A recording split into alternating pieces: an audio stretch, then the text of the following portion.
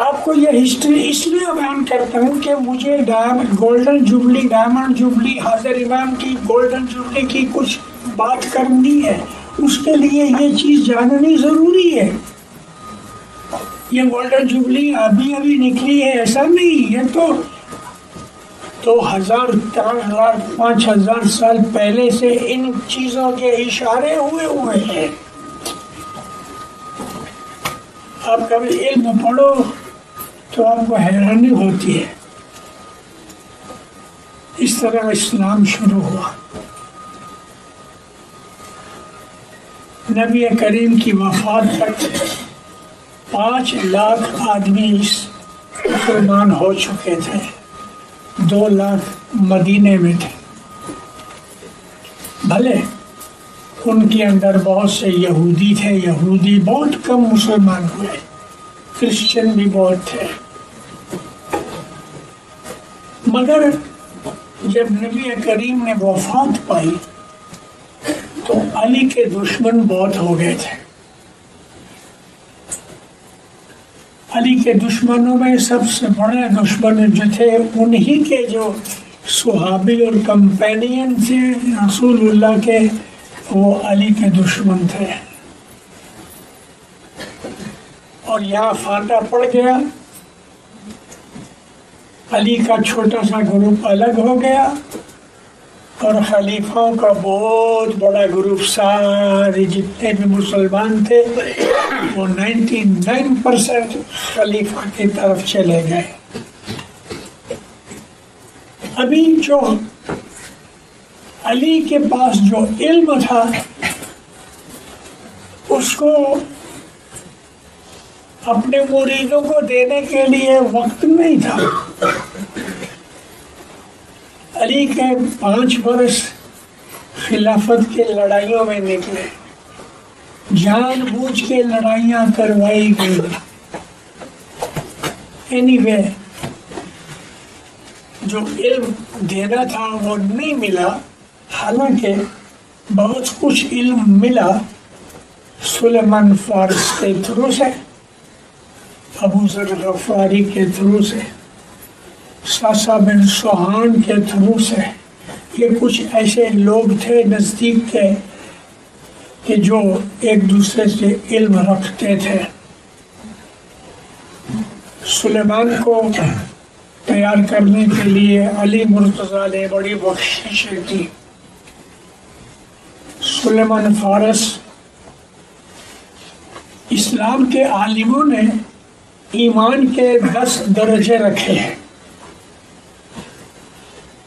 سلیمان کو 10ویں درجے پہ سمجھا گیا ہے کیونکہ وہ اہل بیت میں داخل ہوئے۔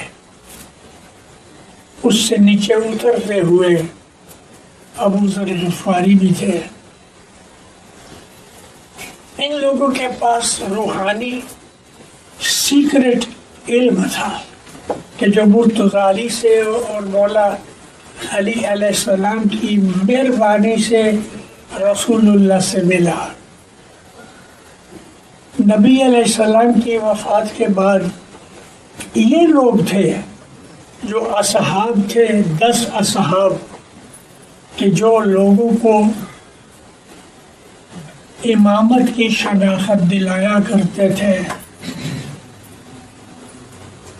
معاویہ کی وجہ سے، بنی امیہ کی وجہ سے مذہب سیکرٹ ہو گیا۔ یہ اسماعیلی مذہب تھا، اس وقت نام اسماعیلی نہیں تھا، لیکن اسماعیلی مذہب تھا امامت کی شناخت کی وجہ سے۔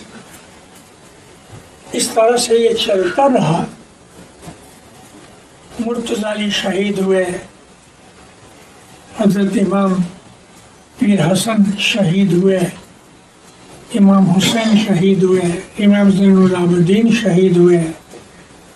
امام محمد باقر کو تھوڑا ٹائم ملا کہ علم لکھنے اور سکھانے کا، مگر امام جعفر صادق کا جو ٹائم تھا وہ بہت گولڈن ٹائم تھا۔ امام جعفر صادق کو یہ ٹائم ملا، انہوں نے بہت کچھ علم لکھا اور لکھوایا۔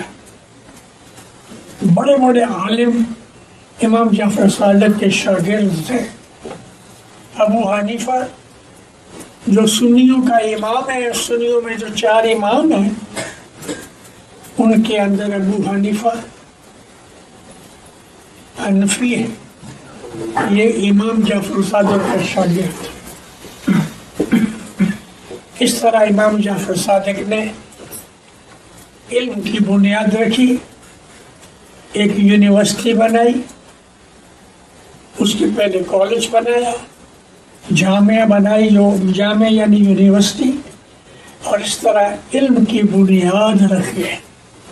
اس کے بعد تھوڑا تھوڑا جیسے جیسے اماموں کو وقت ملا کام کرتے رہے، لیکن دشمن بہت تھے، بہت زیادہ کام نہ ہو سکا. لیکن کچھ ٹائم کے بعد ہمارے 11ویں امام مولانا محمد المہدی موروکو میں انہوں نے تخت پہ پاؤں رکھا اور اسماعیلی راج شروع ہوا موروکو سے، اور یہ ادھر سے ٹیونیشیا، الجیریا، لیبیا، ایجپٹ میں آ کے یہاں ہماری فاطمی سلطنت شروع ہوئی. 250 برس کی یہ جو فاطمی سلطنت تھی، اس کے اندر علم کا بہت پھیلاوا ہوا،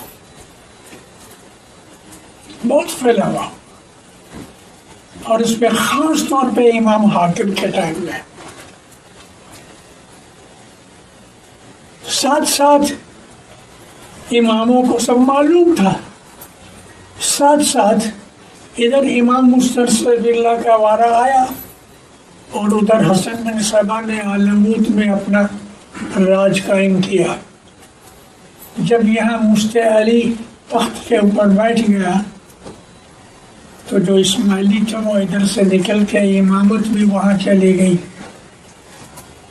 اب دیکھو اس وقت امام مستنصر باللہ کے ٹائم میں